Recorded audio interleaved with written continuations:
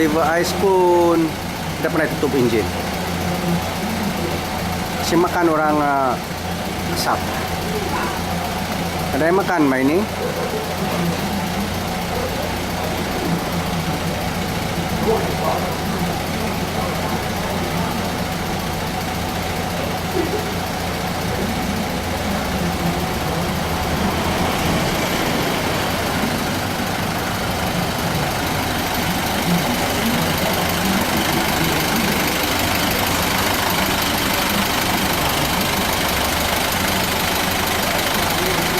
Rồi, bỏ con bắt đầu.